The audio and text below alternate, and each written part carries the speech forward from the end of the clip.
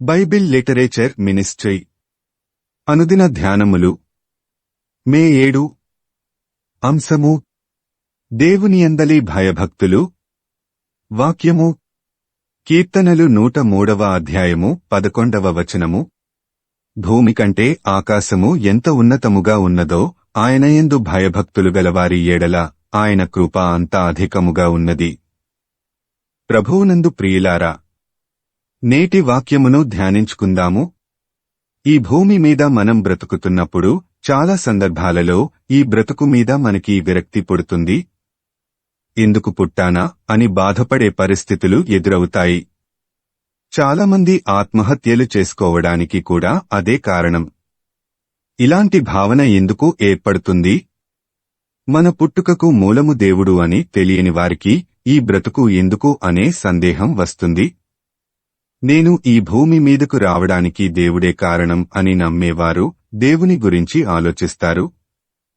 దేవునియందు భయభక్తులు కలిగియుండుట జ్ఞానమునకు తెలివికి మూలము అని, జీవపు ఊట జీవసాధనము అని, బహుధైర్యము పుట్టించును అని బైబిల్లో వ్రాయబడి ఉంది. అసలు భయభక్తులు కలిగి ఉండటం అంటే ఏమిటి? భయభక్తులు అంటే ఈ సర్వజగత్తును సృష్టించిన దేవుడంటే భయముతో కూడిన భక్తి భావాన్ని కలిగి ఉండటం. దేవుడంటే భయము కలిగి జీవించాలి. దేవునికి భయపడాలి. ఆయన ఔన్నత్యాన్ని బట్టి, ఆయన శక్తిని బట్టి, ఆయన జ్ఞానాన్ని బట్టి మనం దేవునికి భయపడాలి. బైబిలు గ్రంథములో అనేకమంది దేవునియందు భయభక్తులు కలిగి జీవించినట్లు చూడగలము. ఇస్సాకును బలి ఇవ్వమని దేవుడు అబ్రాహాముతో చెప్పినప్పుడు అబ్రాహాము దేవునికి భయపడినట్లు వ్రాయబడి ఉంది. నీకు ఒక్కడయున్న నీ కుమారుని నాకీయ వెనుతీయలేదు గనుక నీవు దేవునికి భయపడువాడవని ఇందువల నాకు కనబడుచున్నదనెను. ఆదికాండము 22:12. భయపడటము అంటే దేవుని మాట వినటం, ఆయన ఆజ్ఞలను గైకొనటం. అయితే కేవలం భయమునే కాక ఆయన మన ఎడల చూపిస్తున్న ప్రేమకు, కృపకు కృతజ్ఞత కలిగినవారమై దేవునియందు భక్తిని కలిగియుండాలి. ఈ రెండు భావాలు సమపాళ్లలో ఉన్నప్పుడే మనం పాపము చేయడానికి భయపడతాము.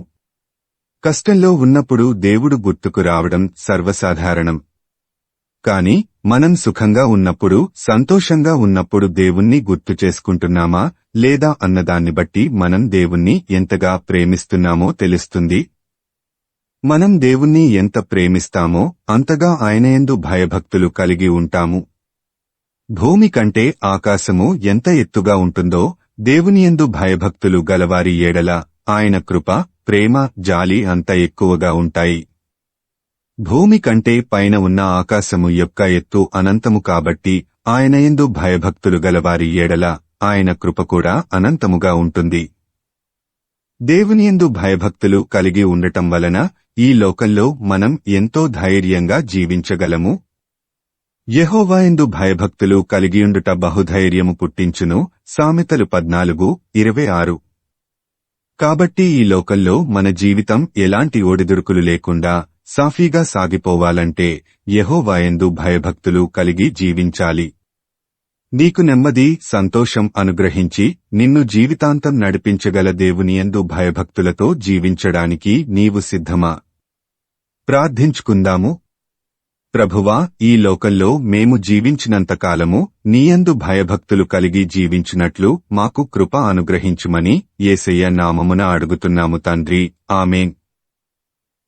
ప్రభువునందు ప్రియులారా, మార్కు సువార్త 16వ అధ్యాయము 15వ వచనములో మీరు సర్వలోకమునకు వెళ్లి సర్వసృష్టికి సువార్త ప్రకటించుడి అని యేసు ప్రభువు చెప్పాడు.